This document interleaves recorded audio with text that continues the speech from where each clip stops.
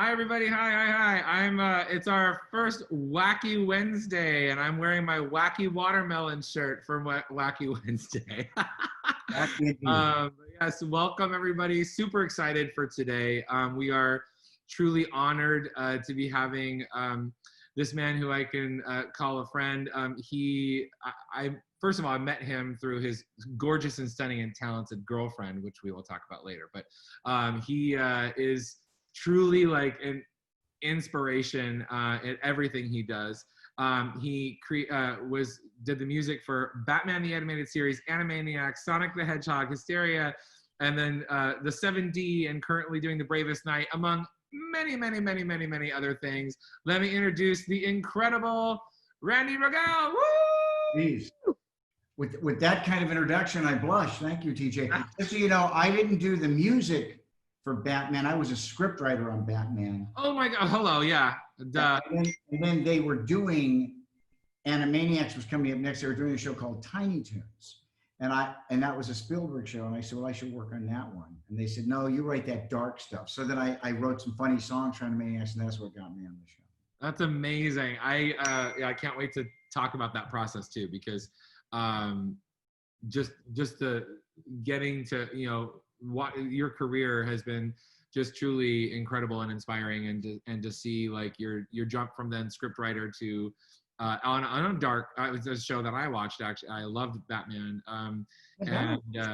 Oh yeah, and then to go from that to Animaniacs, which was definitely the competing show. I actually have an amusing story about that. I won't go throw your interview, of course, but when I came on board Batman, I was writing on that, and for that first year and a half, and we won the Emmys, and it was a breakaway hit. Yeah. And they were creating Animaniacs, and I said, well, I should write for that show. And they said, no, Animaniacs is a comedy, and you write that dark, SHIT, you write that dark stuff, And I said, no, comedy is me, They said, no. So I went home and I wrote that song with, all the country, United States, Canada, Mexico, Panama, Haiti, Jamaica, Peru. I wrote that song. And Tom Ruger, our producer who created the show, Animaniacs, he created Tiny Toons too. He liked it. He gave it to Spielberg. He liked it. And so they had me do another one. And gradually I moved from there. I was doing so much Animaniacs, I moved off of Batman. So flash forward, I don't know, about 10 months later, the man who ran Batman, a terrific guy, Alan Burnett, he came to me and he said, hey, we're behind on Batman scripts. You think you could write a couple of Batman scripts for us? And I thought, yeah, that'd be fun. I haven't written Batman, for about a year. So in the Monday morning meeting with our head of our studio, Jim McCurdy, I said, yeah, this month I'm going to be writing on the Batman scripts. And she goes, but wait a minute, you write Animaniacs, that's a comedy, and Batman is the serious stuff. I thought, lest we forget, I started on Batman. You're only as good as your last sale, basically. Right, how funny. It's going back to kind of like, you as a performer, you played Cosmo Brown probably like everywhere. I know that I was talking with David Lamoureux, who so badly wanted to be on this call because he's like, I will never forget him as Cosmo Brown at La Mirada Theater, and like just how incredible he was. And it's what was that transition like for you? Because I know then you talked about how you were away in the military for like 10 years and whatnot. Mm-hmm. Was it like when you came, what was that for you, like when you decided that you were going to just go like full throttle into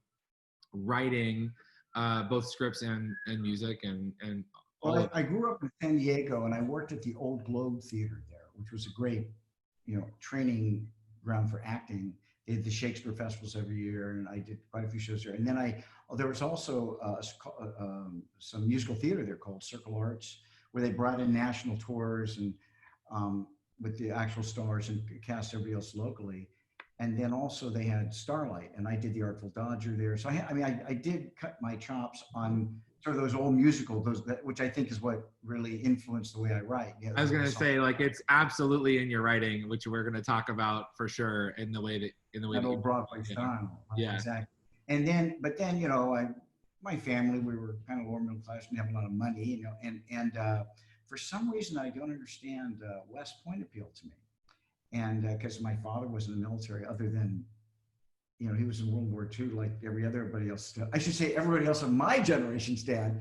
So I applied, you have to go through a congressman, a senator, and I got into West Point. And so I went there, and that's just a military academy that they train officers. So I was completely removed from theater. And then after I graduated, I was an officer for 6 years. So I was 10 years. Wow. And then when I got out. Thank you for your service, by the way. Oh, well, thank you. My honor.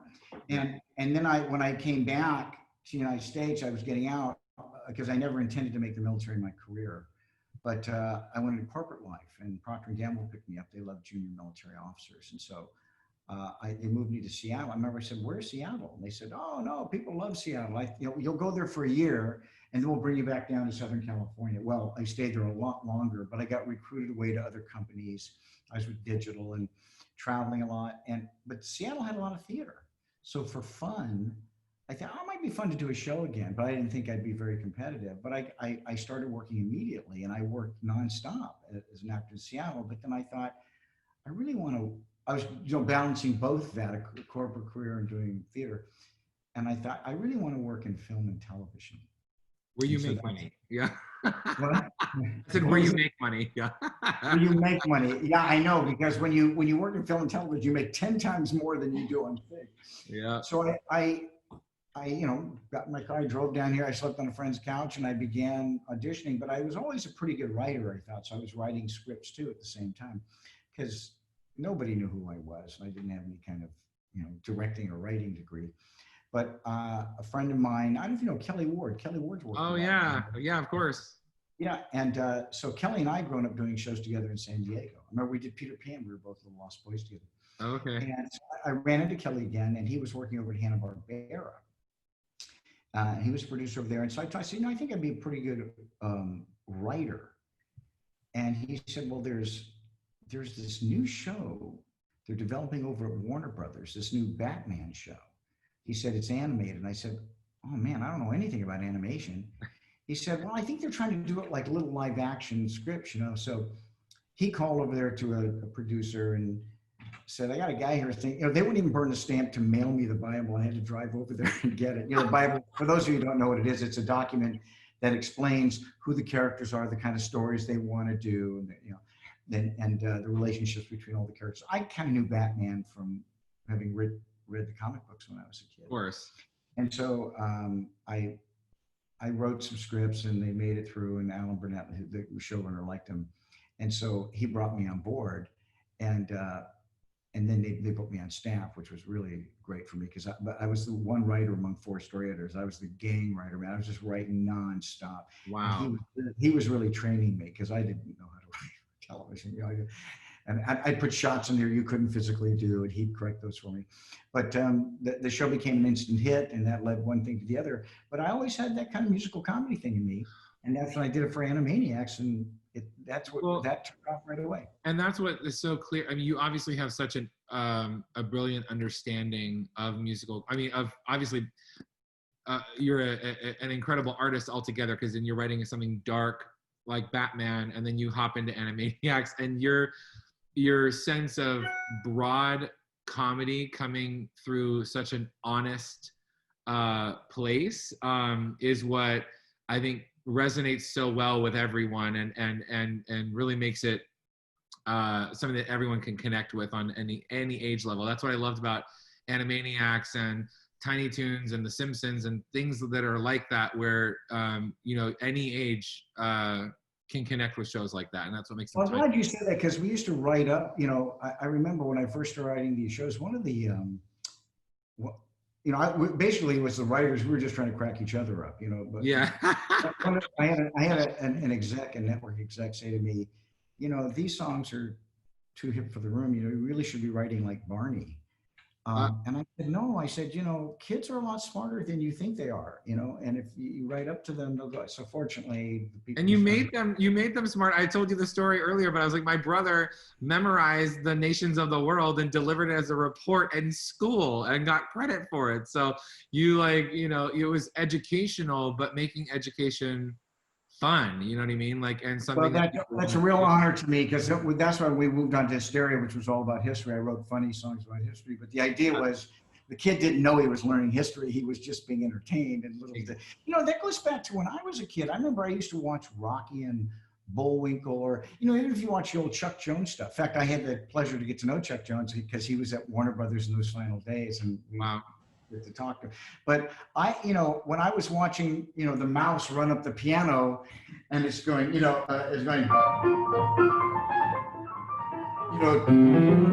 he's running I didn't know I was learning Franz Liszt and the Hungarian Rhapsody. Carl Stalling was introducing us to all that music. Yes. Also, I have to give a little thank you to Warner Brothers, because while I was there, I was auditioning, and I did get I got cast as Cosmo, like you said, in Singing in the Rain down at Fullerton. It was the first time I did it. And then I started doing I did 26 productions of that show. Oh my, is that where you and Cynthia met? Yes, Cynthia and I met doing Singing in the Rain. In fact, we had been scheduled several times, but one of us would miss the other. Oh, I lost you. I don't know if you can see me. I can see you. Okay, good. I don't have your picture on the screen, but we had missed each other several times. And finally, I was doing shows back to back at the Fifth Avenue up in Seattle, which is a beautiful theater if you've ever been there. Not a bad place to work, that's for sure. Yeah. and so I was doing, and then she came in to do Kathy, and I did Cosmo Brown. So, but Warner Brothers was kind of they would let me go away for, a month or 2 months. At the paper mill, I was gone for like 3 months. Wow. As long as I got my scripts and my songs in on time, they said it was okay. And in those days, there was no face. It was all done through fax or through the regular mail, or sometimes through they'd mail me a cassette tape or something like that. I think we need to find something for you and Cynthia to do it 3D together on stage. That would be so good.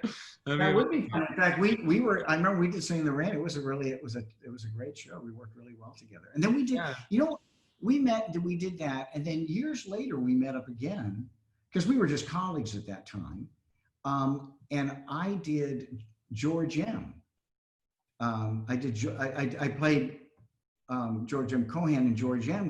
And she was my mom in that show. I'm older.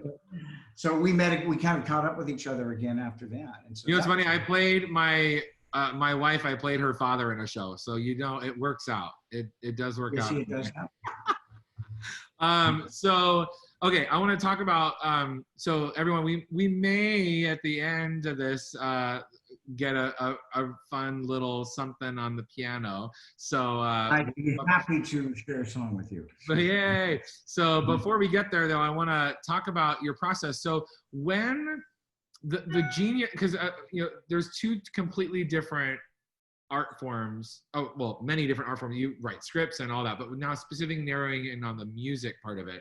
You not only are a brilliant composer yourself and lyricist, but then I blush. Oh, no, I mean it, but from the bottom of my heart. But then you also have mastered taking public domain material and then writing these, lack of a better word, parody type lyrics or whatever to them. Like, for example, Nations of the World and the Mexican Hat Dance. When did you start? How did it start for you? Did you start as a composer of your own material first, or how old were you when you started futzing around with stuff like that? How did that kind of come to be? Well, when I was in Seattle, I remember I was writing, they did some little cabaret shows up there. I'd always had a piano and I always wrote. Can you hear me okay? Because the screen changed for me. Can yes. You see me? Okay. And so I'd always been written songs, but just for myself. Or I'd written it for a couple of cabaret acts up in, when I was up in Seattle. But when I came down here, that's when I started writing for Animaniacs. I began sort of writing in that Broadway style. But the first song, because it's a Liszt song, it's kind of a patter song, and the words are coming at you very, very fast. So I thought, because I had original melody for it, and I thought it's much better if it's a tune they already know, so the words come trippingly off your tongue. And I did that for a couple of the other ones too. Yeah, you used Gilbert and Sullivan, and I mean, there's so many different things that you've used. Yeah, it's amazing. I did one. We did so one. that style of that thing came about in Animaniacs. You had never done that really before. I don't know. I was just writing after I wrote that, after I wrote Yakko's World, Then I wrote, Spielberg said, well, have him do another one. And they said, do the states and their capitals. And since it was Americana, I did it too. You know, Baton Rouge, Louisiana, Indianapolis, Indiana, and Columbus is the capital of Ohio. You know, and so we did it because it was Turkey in the Straw. But then he said, well, to have him do one with all the, you know, the universe. And that one I wrote an original too. That was, you know, everybody lives on a street in a village or a city or a town for what it's worth. And they're all inside a country which is part of a continent that sits upon a planet known as Earth. And the Earth is a ball full of oceans and some mountains which is out there spinning silently in space. And living on that Earth are the plants and the animals and also the entire human race. And so that was the original. I love, because I'm watching the gallery view, so I see everybody's screens and everybody's just bopping, bopping, bopping, bopping. Like everyone was loving it. I love that. What I did, which you might enjoy, is, because you're right, I would do parodies. Do we have time for this, or do you have other questions you want to do? I have questions, but we always have time for whatever you want to do. Well, one the audience might be interested in is a song I wrote, but I took it to a PD melody, but that was on purpose, is our producer, Tom Brewer, came by one day and knocked on my door and he said, hey, good news. We just got another season of Animaniacs. So we're gonna need to do another Christmas episode. So write a Christmas carol and make it funny. He shuts the door. And I was like, what? So do you have any ideas? He said, no. So I'm sitting there thinking, let's see if I have this. I'm sitting there thinking, what would make a funny Christmas carol, you know? So I'm beating my brains out and I thought, well, what if we tried this? And so you'll see. I said, what if we open up with a panning shot across the Warner Brothers lot here in Burbank, California. I live right over here. And it's completely covered in snow. So we immediately know it's a lie. And then we land on the water tower, which is where the kid, for those of you who don't know Animaniacs, little characters live in the tower, water tower at the Warner Brothers lot. And as we pan up, we see it's all decked out with Christmas decorations, you know, and there's big neon signs with arrows pointing, you know, drop presents here and free reindeer food. And, and at the very top is a little Christmas tree all askew. And it was obviously, you know, decorated by little kids. And then we cross dissolve inside of the tower and we see Yakko and Dot, the two older ones, are putting up Christmas decorations. The little one, Wakko, is sitting at the table and he's writing something. And the Yakko says, what are you doing? He says, well, I'm writing a letter to Santa Claus to tell him what I want for Christmas. And we do an over-the-shoulder shot, and we see he wants, you know, a pony, an Xbox, an aircraft carrier, an electric train. But where it says, Dear Santa, it's spelled S-A-N-T-L-A, like Sant-la. And he goes, that's not how you spell Santa's name. Because it isn't? He goes, no. He goes, well, how do you spell it then? And Yakko pulls out this big butcher block of paper, and the music starts, goes, to spell Santa's name is easy to do. You write S-A-N-T and another A-2. But Noel, Santa's name has Noel, and he won't bring you gifts if you don't learn to spell. And now we see Wakko and Dot dressed in Austrian lederhosen, and they're going up a mountain with a bucket in their hands. And he sings, Jack and Jill went up the hill to fetch water from the well. But when neither one could find it, Jill started to yell. Dot goes, Noel,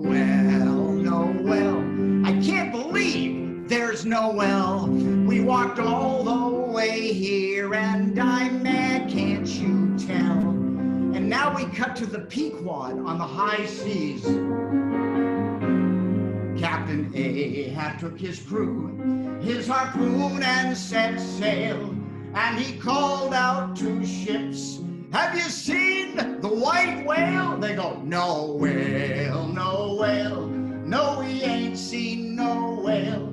We saw a couple of dolphins, and a big yellow tail. And now we see Yakko and Dot and Wacko. They're all dressed in something like out of Charles Dickens, an old-fashioned Christmas tree with the candles on it. And they go, if you've listened to this tune, then you probably can tell that you've heard it before. It's a song you know well, know well, know well. It's a song you know well, and we've ruined it completely, so we all say, oh well, oh well, oh well. Yes, we just ruined Noel. Merry Christmas, and next year we'll try Jingle Bells. Yes.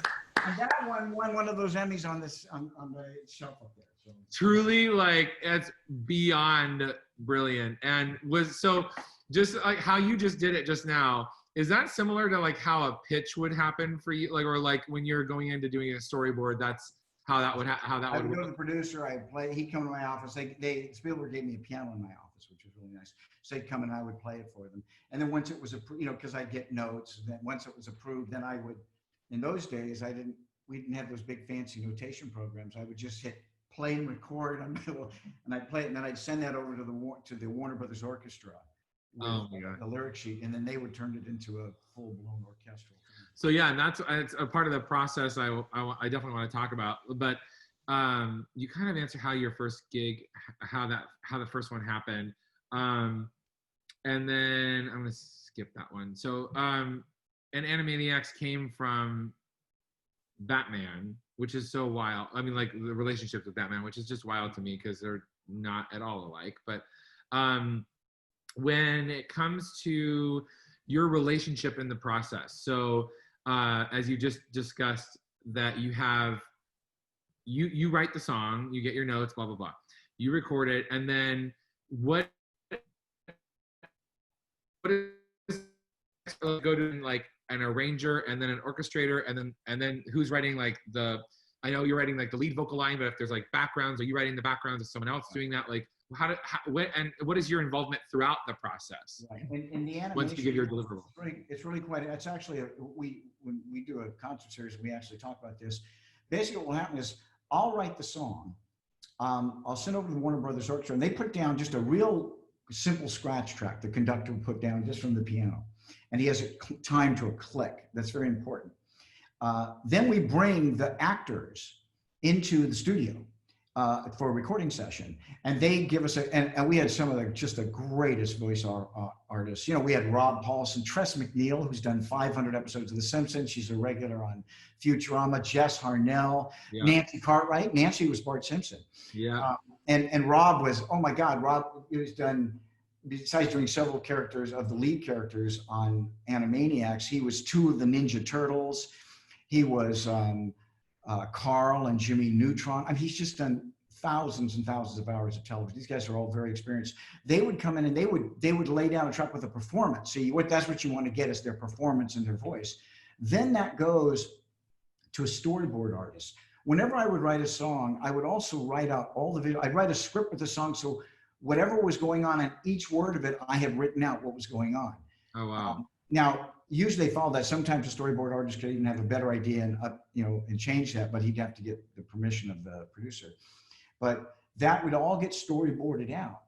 Then that goes overseas where it gets animated, comes back. And we like to say the whole process from beginning to end takes about 9 months. It's like having a baby. Per episode? Per episode.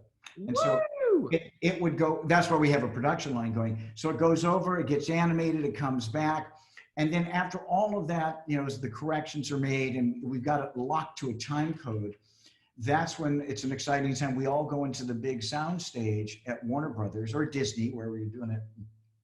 And that's where they bring in the orchestra and they put the cartoon up on the big screen. And the orchestra, these people are so good, but they play all the movies. These people can read notes faster than you can read words on a page. They're that good. It's amazing. And they come in, where do I sit? And what was really interesting for me at the time is back then, this was the 90s, that we didn't have, Pro Tools, we didn't have Digital Performer, we didn't have, the notation programs.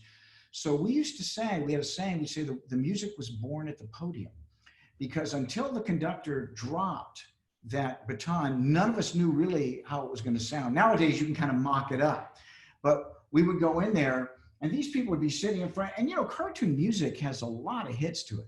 So they would go, and they would just play it perfect. And of course, then the screen comes up and all this music going on at the same time. Then they bring in the voices. And I remember one time, Richard Stone, the late great Richard Stone, who was basically Carl Stalling reincarnated, I think, he would stop them in the middle, goes, no. He said, Woodwinds, bar 65, that's a B natural. I'm going, wow. How did you hear that? You know, there's a whole orchestra playing and you can hear that. These guys are really fabulous. And I understand that with the new reboot of Animaniacs, which is in production now over at Warner Brothers, will be showing on Hulu, but Amblin and Warner Brothers are co-producing it. And Steven Spielberg is the producer on it because it's him. They have a live orchestra again. Nowadays, nobody has a live orchestra. It's expensive, but they do. So amazing. It's been pretty remarkable. That's gonna be, yeah. It's, you know, that, you know, people, when they do it right, the product is always, you know, it's evident in the product, and it's just, I know that people are eagerly awaiting that reboot, and I'm so thrilled that you're working on it, and it's gonna be a lot of fun. My kids are huge Animaniacs fans, and I'm like, they don't have any concept that it's gonna be a reboot, because, you know, they just are now a part of their life currently. But anyway, so were you, how fast were your deliverables? Like, how fast were you having to crank out songs? And did you ever and you were doing, like, I think 4 series at some point they were overlapping, where you were doing like Batman, Animaniacs, Sonic the Hedgehog, and Hysteria. I think Sonic, what happened is I came on board at Animaniacs, and I was just, you know, they brought me on, I was just week to week. I didn't really have a contract there. And so somebody called me and I did Sonic the Hedgehog, but I just did that one episode.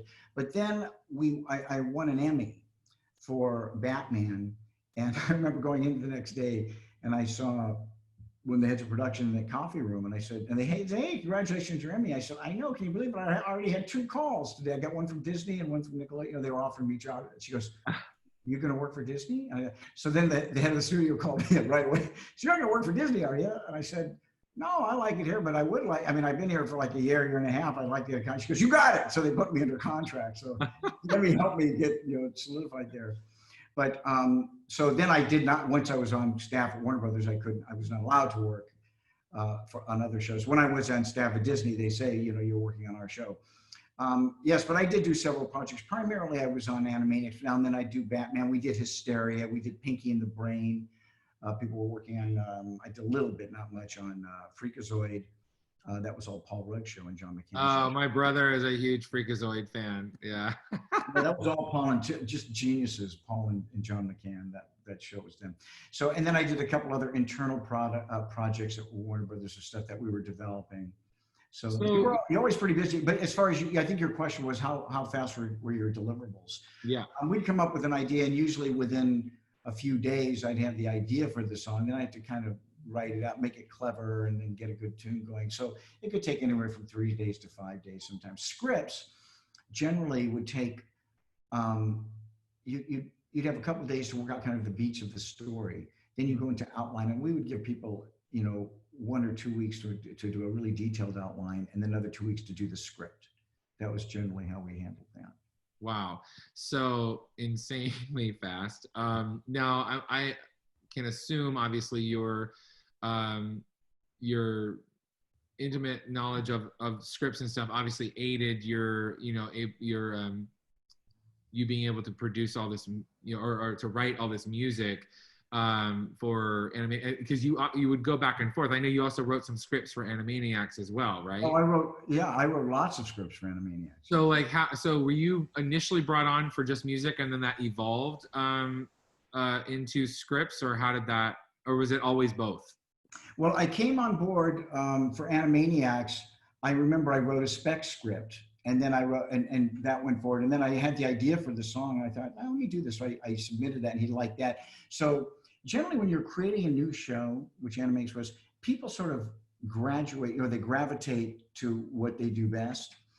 And I remember when we were doing it, Paul Rudd really had the voice of the Warner characters, and he ended up gravitating to a lot of the Warner's cartoons. Peter Hastings, brilliant writer. Peter is now, he's a showrunner over at DreamWorks. I think he ran Kung Fu Panda, Captain Underpants. In fact, he was the first director on the How to Train Your Dragon movie. But Peter was the one who came up with the Pinky and the Brain, the first script for that. Brilliant. And then people like that. So Peter began writing most of the scripts, and I became the song. Now we all wrote everything. We all wrote everything, but I became the primary songwriter. And I think because Spielberg liked that, he gave me a piano and sent a little note saying, "Hey, you're gonna be my little, Tin Pan Alley guy. Crank these out." And so that's how we sort of, because it was working. You go with what's working. Sure. And that's that. And then, but we had other, we had Sherry Stoner, terrific writer. She was also producer in the show. Deanne Oliver. I'm not forgetting, but we had some really terrific writers on the show. What was so I think you already answered this, but I had the question. I just want to re-verify. The first song you wrote for Animaniacs, was that The Nations of the World? The Nations of the World. That was my audition piece for the show. Amazing, and I just truly epic. So were there any songs that you had when you started to get into crazy crunch time? Were there any songs you had written, or even without lyrics, or lyrics you had written prior to Animaniacs that you had kind of in your trunk, if you will, that you were able to give life to in that? And then That's always very difficult. That's always very difficult. Actually, Yakko's World, I had toyed with that before because I had my little boy, I had been teaching him the countries of the world. Right. That's what made me think, oh, this might be a good song for that. But I'll tell you, gee, I have a pretty big catalog. I probably have like 300 or so songs out there, and, playing at the different studios, different movies, different television shows. And out of that, maybe 2 of them have I been able to salvage an old melody and bring it forward. I remember there was one, I did a show called Danger Rangers, which was, tons of songs. It was a cute little show, but one of the songs didn't make it. And I had always liked the melody. And then I got hired to do the songs for a Scooby-Doo movie. And it was because of like High School Musical. They wanted to make the whole thing a musical. And I was able to go back and find that melody would work here, but obviously not the lyrics. The lyrics I had to completely throw out. So it's very, very rare. I don't know many people that say, "Oh, I wrote this song and then I can just take it and drop it into the new show." It just doesn't work like that. You have to adapt it to the show that you're doing for. But sometimes the melody you can recover.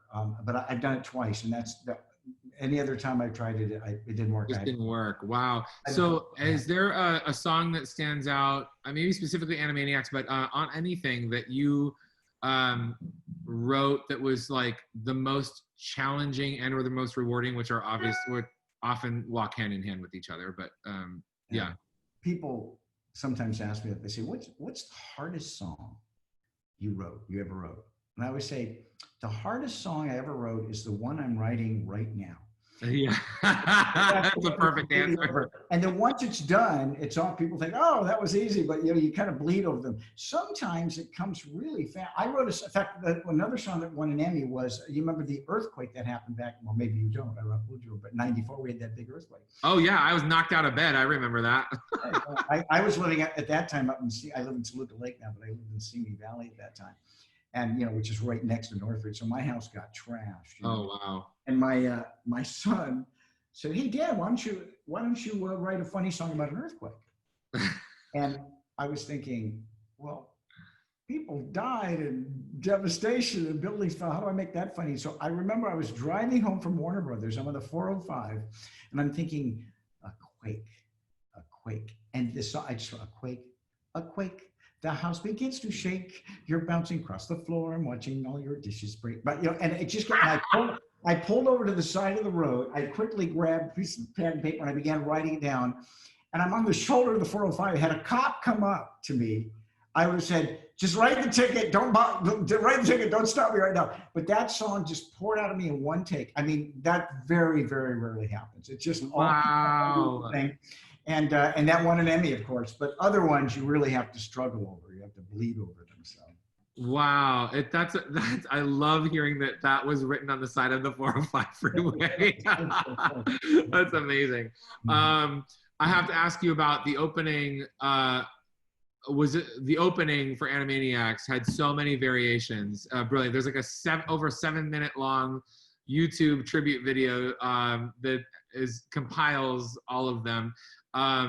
Was that something that was always fun to read? You mean the main theme? We're Animaniacs. Yes. Yeah. Now, I didn't write that. Tom Ruger wrote the lyrics Okay. of that. Tom Ruger wrote the lyrics of that, and Richard Stone wrote the music. And then I believe they won an Emmy for it because it's just a terrific melody. Oh, 100%. Oh, okay. Oh, I had that. That was an interesting fact. That's amazing. So then a couple of other things before we get into Q&A and maybe some more fun on the piano with you. So obviously so much of the golden age of music theater, like the way that you write with all the punches, as you said, and all of that stuff, you obviously are very influenced by that, but yet you have all these different, styles that you work in. Is there like something that influenced, or a specific composer or songwriting team that you felt most influenced by? And then, and I'll ask my follow-up question after. That's an interesting question. When I grew up doing all those old shows, it's kind of those guys that had a genius for melody, and you can kind of track it. I think in the modern era, it starts probably with George and Cohan, like in the 8 times, where it's not a classical, it's not operetta, it's give my big guys to, it's just a real, bouncy tune. Happy, bumpy tune, yeah. That's in your ear. But then you have the Jerome Kerns, you have Richard Rodgers, you had Cole Porter, you had George Gershwin, and then the whole pantheon of guys who were writing, Bach and Harnick, and people who write, and I just sort of grew up around them with songs that would tell a story, or songs that would be enormously clever for a character, and also would have to be crafted. There are other people who have that too. I happen to think one of them is Paul McCartney. Paul McCartney has a definite genius for melody. He doesn't write Broadway shows, but his songs do often tell a story. But so I think I was sort of influenced a little by that, but much more in the Broadway style, because that's what appealed to me, is having a song just be able to tell a story, or give out, or like I say, in a wacky way, give out funny information. It truly, I mean, like, you're a genius at it, and you can feel all of that in there. Real quick, so because I want to talk about the concerts as well, and hopefully when we're all back able to do those things again, I want you to talk about that in a second. But before we do, if there's any people out there that are aspiring, they're currently songwriters, but their career hasn't yet taken the leap to do something like what you're doing. I know you got into this at a time that was very different than what it is now, but from what you know of the industry now, like what's the best way for a songwriter to get their, and/or a scriptwriter to get their stuff out there and seen and hopefully picked up? Well, I think there's more than one way to go. I mean, I started off as a writer. I did not audition as a songwriter. I was on staff at a studio as a writer. Right. And because this idea appealed to me, I was sort of in the right position to show them. I mean, they could have just as easily said, "No, we don't want to do that." But because of Steven Spielberg and Tom Ruger liking it, it morphed into that show. But I would say in anything, you have to know your craft, and you have to be very proficient at it. What's important probably in this town too is some level of representation. I like to say I knew every door in Hollywood because they were all slammed in my face. I couldn't get an agent to stay in my life at first because I just didn't have any experience in it. And it wasn't like I was young. Isn't that the double-edged sword? Like, they don't want anyone without any experience, but how do you get the experience without the experience? It's like, how does that work? It's so hard. That's exactly right. But basically, all you really need to, don't let that discourage you, and also approach the whole thing with a sense of humor, because I mean, I've run television shows, and I ran the people doing Bravest Night. I ran the 1,001 Nights for them, and we had our production facilities in Vancouver. And when we would go up there, when we were doing the auditions for Bravest Night too, I remember, what you have to understand is when you come into the room, you may feel very intimidated, thinking, these people behind the table. Well, you've cast many a show. I bet you would probably agree with this. is people coming all intimidated and think they hate me. Really, it's just the opposite. The people behind the table want you to be good. They're going, oh, please be good. Please be good. Because if you're great, my problem is solved and got you cast, you know. So understand that they're on your side, but it's not up to them to see your talent. It's up to you to show it to them. You have to come in and you have to bring it. And just, I remember I was talking to John Rubinstein, who did Pippin way back in the day. Yeah, casually talking to John Rubinstein. Yes, well, yes. I knew him through some other people. and John had said, yeah, you know, when he got cast as Pippin, when he finally got into the room, they said, where the hell have you been? He goes, I've been out in the alley trying to get in here. You know? So, but when he got in the room, then he really brought it. So I would say, obviously, be very prepared. As far as being a songwriter, I think the other thing, this goes for being a writer, and I think for being an actor too, is you need to know who you are. You need to see yourself realistically. For example, if I walked in to an agent to audition, and he says, so, you know, what roles do you see yourself playing? And I say, oh, well, I see myself playing all the Tom Cruise roles. I see myself playing all the Arnold Schwarzenegger roles. They go, you know, like, oh, come on, please. But if I were to say, well, I'm kind of like a Michael J. Fox or Dustin Hoffman, they go, oh, yeah. So what you need to do is see yourself in a realistic way so that when they see you, they know how to, you know, they know how to position you, how to book you, how to sell you. And that's really what gets you a career in Hollywood. And once you're established as that, you become the go-to guy, then you can be like Mel Gibson and do Hamlet, you know. Right. You're not going to do that the first time, but that, you know, there was Jack Warden one time told a funny story. I remember he said the 5 stages of an actor. You ever hear that? Mm-mm. 5 stages of an actor would be, I'll do a few. Who's TJ Dawson? Next stage is get me TJ Dawson. I like that stage. The next one is get me a TJ Dawson type. And the next one is get me a young TJ Dawson.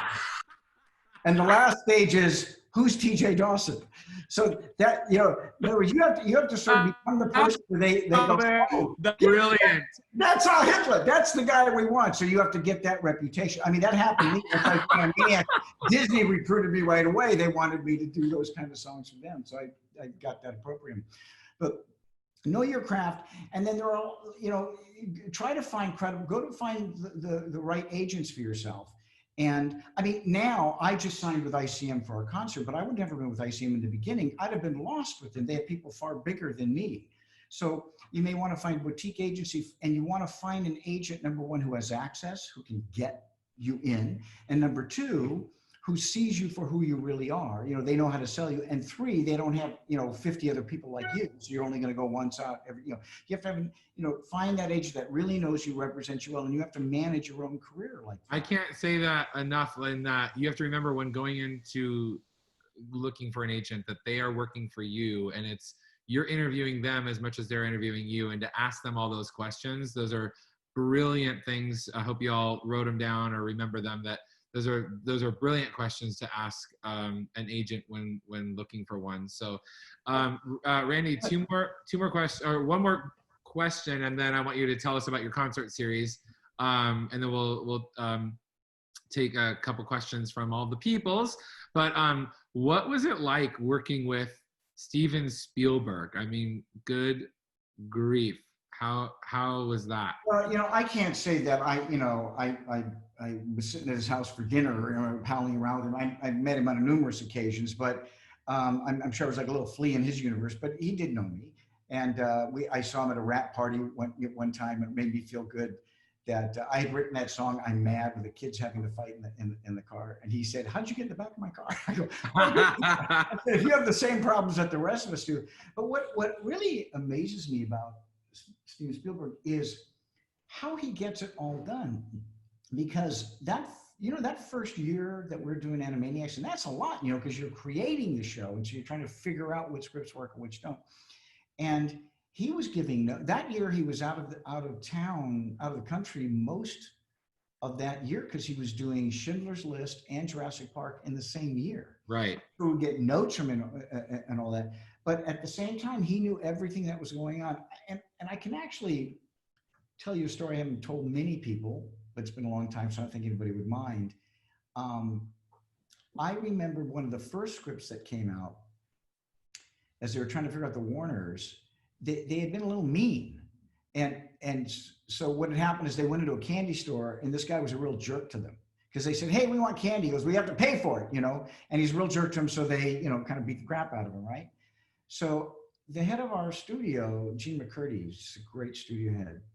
She called the staff in, and we all sat in her office, looked like a living room, you know, kind of couches and things like that. And she said, listen, I don't think I'm betraying any trust here, but Steven left a message on my machine because you can tell he's in his car driving somewhere. And she says, I want you to hear this. And so Spielberg didn't know that we heard this message, and it was directly for Gene, but he came on, he said, Gene, I just watched this first episode. And the Animaniacs characters go into a candy store. They want the candy for free. The guy says no, and they beat the crap out of him. He said, I'm not really sure that's the kind of message I want to be sending to the children of America. Said, and the other thing too is, I'm always the guy who was saying, oh, let's do this. And now I'm the one censoring my own show. I'm the one pulling it back, you know, what the hell, you know? And I could see he was, and I blessed him for that, because I happened to think the same thing when I saw that. Good for him, man. It's funny, like with just rewatching it with my children, because I don't think I ever got to watch it like in sequence, you know what I mean? Because it was also like rerunning as new episodes were airing, and they were nasty in the beginning. So he pulled that, you know, because he expects the show to run, and then he checks in, he'll look at scripts, he'll see some of the anime, and if it starts going the wrong way, he's like, whoa, wait a minute, you know, do I have to come in here and now be, you know, all busy with you guys? I've got 3 movies to do, you know. So he, you know, I just blessed him for having the right philosophy on the show and turning it into what it was a really fun show. Well, he's a genius and a success for a reason. So it's yeah, he's an amazing guy and so smart. I mean, here's a guy who's a creative genius, but also he can run a studio as well. Right. And he's a writer. He's a fantastic writer. You know, he wrote Close Encounters. I didn't realize that. I did not realize that. And directed it, yeah. Oh, wow.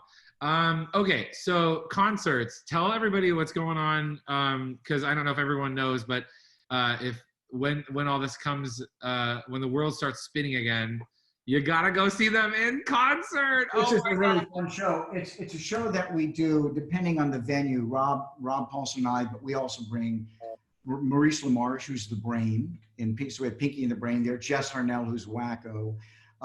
Tress McNeil, who plays Dot. And these people have all done every show you've ever seen. They've done all the Simpsons. They've done all the Futurama. You know, Rick and Morty, the Teenage Mutant Ninja Turtles. I mean, it goes on and on. They're the top voice artists. And we do it as a stage show. Warner Brothers has licensed it, has blessed it. And basically, it's 2 hours of doing all of these fun songs. But we also say, like I'll say, you want to hear the original lyrics that I wrote before they made me change them. They made us. Oh, I love that. Or do you want to hear a song I wrote that Spielberg killed? He said, "You're not doing that song." You know. So here's some. So, but then you know these people, they break out into their voices and they do the funny characters. It's just 2 hours of nonstop laughter, animation, and music. So we've done it all over the United States. We've been to New York 3 times. We've been to Atlanta. We've been to Denver. We've been at Los Angeles. We were up in San Francisco. We've been to Seattle. We've been to Portland. We just gotten. We need a campaign to get it at the Bowl, because that's like, that would be so awesome. Well, now that we're with ICM, I think, you know, they'll be looking for it to be doing bigger venues. We were all set. I had concerts all through the summer. I have one also. We have one in like Topeka, Kansas in September, but obviously the ones that were here now and in the summer were canceled because of the COVID crisis. So we still don't know if the one will happen in September. I spoke to our agents over at ICM yesterday, and they said, well, I said, what are you hearing from the street? He said, well, a lot of theaters are not sure they're going to have seasons up through the end of this. I mean, you could probably tell me what you guys are thinking, but through this year. Yeah, we're not back. We haven't. We've slowly said this, but we have our official press release is coming out. We're not actually going to be back in the theater until February of next year. Okay, and I think that's probably part. I mean, Broadway's completely shut down, so We will ramp up with this again when it's all, but it's a really fun, terrific show, and you will love it. It's a.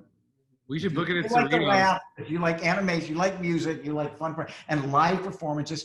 And by the way, it's the original people. It's like, when they have Bugs on Broadway, you go there and you see, the orchestra plays, and what if Carl Stalling was there? What if Chuck Jones was there? What if Mel Blanc was there? And they're all doing the stories in live and singing and saying, hey, here's the thing they wouldn't let us do. So you get it from. I 100% I need to get ICM and Cerritos together, because y'all need to come to Cerritos. That would be amazing. We would love to do that, and it's a terrific show. That would be awesome. Well, I look forward to when that happens, and I look forward to us being all back in the theater together again. I know we want to take a couple questions, and then I want to end with some awesome grand finale of either our favorite song or a song we've never heard or something fun. But does anyone have any questions for Randy? You want to raise your hand? Daniel Dawson. I had a feeling. My brother. Hi. I'm a big fan. Hi. Hi. Oh my gosh, it's an honor. I was wondering, I think I saw an interview with Rob Paulsen, and he was talking about the Countries of the World song. And I think he said that he was able to record it in one take, I think. Which he wasn't like bragging. I mean, maybe a little brag, but I mean, but I think he also said that it was a testament to like your incredible writing skills.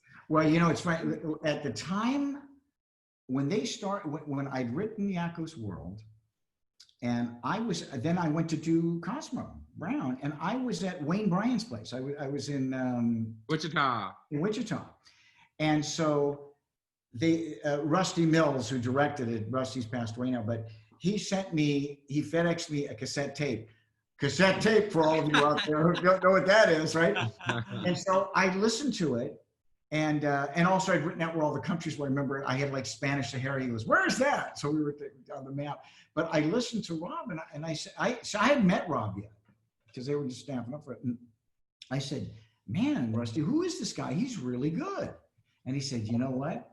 He did it in one take." So you know what we do when we do the concert? I tell the audience, I said, they said that Rob did it one take. So I'd like to see if that's true. Can he really do it in one take? And just to up the tension, we bring the cartoon up on the huge screen, right? And we've taken the voice out, so the orchestra's playing, and he has to sing live to the cartoon and make it. It's got to, his lips have to sync to the cartoon and all that. It's quite a thing. That's so dope. Rob is just such a genius. Rob is such an amazing talent. That guy just blows me away. I have to see this show. I know. I'm gonna be like literally front row center. But I guess my question is like how do you structure a song like that? Like, how do you begin to take like all the countries and be like, okay, this rhymes with this and this rhymes with that, and then you like, how does it all fall together? Well, that's a really excellent question, Daniel. Because when I knew when I was writing it, it was going to be animated. So I couldn't be jumping all around. In other words, I sort of had to stay regionally in the area, because what I wanted is when he's pointing with the pointer and the countries would light up as he did it. If it was all over the map, it would be too hard to watch. So I started the United States. Well, we can do it. But I started the United States and Central America and South America. Then I moved to Europe. But then, then I went to Middle East, ending up in Africa. So as the world went around, but the other problem for it was because of the structure of the Mexican that allowed it to move really fast. Because if I did that song to a slow melody, you'd be asleep, before the second verse. The idea is, can you handle all those words coming at you at one time? So I wanted to do internal rhymes as well. So I had United States, Canada, Mexico, Panama, Haiti, Jamaica, Peru, Republic Dominican, Cuba, Caribbean, Greenland, El Salvador too. So I had to go, and at the same time trying to make them all fit regionally. So it was like doing this big Rubik's Cube. So yeah. How long did that take? Oh, that probably took me a good week. But I'd come in, I'd have my coffee, I'd be bullshitting around with people, and I'd start working on it. I think, oh, that doesn't work. So it's like trying to make it all fit together. Well, I couldn't write it in a lifetime, so a week is pretty darn good. Great question, Daniel. Any other questions for Randy? Yeah, Joel. Hi, Randy. I was wondering if there was going to be a live action Pinky and the Brain at any time, perhaps starring Peter Dinklage and Hugh Laurie or. Great idea. That's a great idea. I know in the reboot of Animaniacs, they haven't kept all of the franchises we had. You know, because Animaniacs is what you call a magazine show. Right. You know, we had the Warners, but then we had Rita and Runt. We had the Good Feathers, and we had Pinky and the Brain. So I know they've kept Pinky and the Brain. They've invented some new franchises, which would be really fun. So Rob and Maurice are doing that. So you will see more Pinky and the Brain. But a live action, what a great idea. I wonder if anybody's thought of that. Peter Dinklage is hot, and I think either Russell Brand or Hugh Laurie, if everybody remembers how silly he can be, would be perfect as Pinky. See, if Orson Welles was still alive, that's who the Brain is based on. That's who Maurice is really doing. Yes. Oh my gosh, yes, I love it. That's a great question, Joel. I love it. So any other questions before we go into our grand finale? Oh yeah, Donna Parsons. Hi. Donna! Hello, Donna! Speaking of the early days of Cosmo and all that, yeah. Yes. I understand you had to rewrite the song because of changes in political borders and names of songs. Is that true? That's right. By the way, Donna Parsons was the stage manager at Fullerton. I did many a show with Donna Parsons, one of the best stage managers I've ever worked with. That's right. Yeah, you know what happened is Rob goes to all of, as do, you know, Jim Cummings and Nancy Cartwright and Trust Me, they go to these cons like Comic-Con all over the country. Yeah. And all the time make these personal appearances. And Rob, at one point, Rob was there, and some guy, he does the story because, you know, he does those funny voices, but some kid asked him, he goes, Mr. Paulsen, you know, that song of the countries is not relevant anymore, you know. And Rob does this whole thing where he says, come on up here. He says, you Randy. So he told me that, and I said, well, you know, Rob, he's right, because the Soviet Union's fallen. I mean, new countries have come into being. Yeah. So I wrote a new verse, and we do that as an encore for the concert, is he does another verse with all the new countries that have come into being since I wrote the first one. So yes, there is now an encore to Yakker's World. That's amazing. Great question, Donna. All right, so Randy, you've been so generous with your time. I know it's time for us to wrap, but I thought maybe it'd be fun before we close, if you had anything either we've never heard or your favorite song or something fun that you might be able to play us. Well, I can do one of two things. I can either play you Yakker's World. You probably heard that, but we wouldn't mind hearing it again. Right. You know. So here, let's try this. Now you're hearing it. I don't do it as well as Rob Paulsen, but you're hearing it from the horse's mouth. That's the thing. United States, Canada, Mexico, Panama, Haiti, Jamaica, Peru, Republic Dominican, Cuba, Caribbean, Grenada, Salvador, Puerto Rico, Colombia, Venezuela, Honduras, Guyana, and Venezuela, Guatemala, Bolivia, then Argentina, and Ecuador, Chile, Brazil, Costa Rica, Belize, Nicaragua, Bermuda, Bahamas, Tobago, San Juan, Paraguay, Uruguay, Suriname, Africa, Guyana, Barbados, and Guam. And now we go to Europe. Norway and Sweden, Iceland, Finland, and Germany now in peace. Switzerland, Austria, Czechoslovakia, Italy, Turkey, and Greece. Poland, Romania, Scotland, Albania, Ireland, Russia, Oman, Bulgaria, Saudi Arabia, Hungary, Cyprus, Iraq, and Iran. There, Syria, Lebanon, Israel, Jordan, Yemen, Kuwait, and Bahrain. The Netherlands, Luxembourg, Belgium, Portugal, France, Denmark, and Spain. Let's go to Asia. India, Pakistan, Burma, Afghanistan, Thailand, Nepal, Bhutan, Cambodia, Malaysia, the Bangladesh, Asia, and China, Korea, Japan, Mongolia, Laos, Tibet, Indonesia, the Philippine Islands, Taiwan, Sri Lanka, New Guinea, Sumatra, New Zealand, and Borneo, and Vietnam, Tunisia, Morocco, Uganda, Angola, Zimbabwe, Djibouti, Botswana, Mozambique, Zambia, Swaziland, Gambia, Guinea, Algeria, Ghana. With the Spanish Sahara is gone.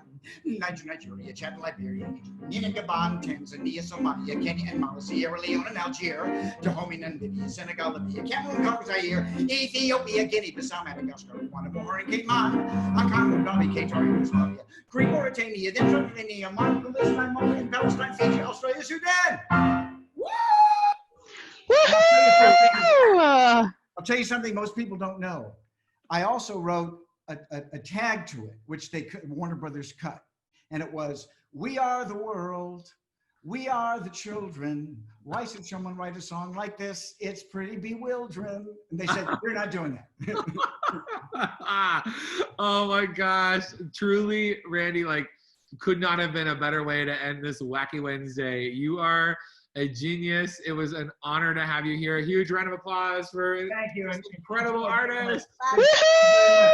Great admiration for you and for all that you do at 3D. I've seen so many of your shows. You've been so And supportive. I saw you do Shrek, which was amazing. I couldn't believe how good that show and how fantastic you were in it. Oh, thank you. That means a heck of a lot coming from you. So thank you very much. You have an insanely talented household. I know that Cynthia's back there, and I love you with all my heart. Hey, But yeah, I thank you for spending your time with us today. For everyone here on this call, thank you so much for joining us.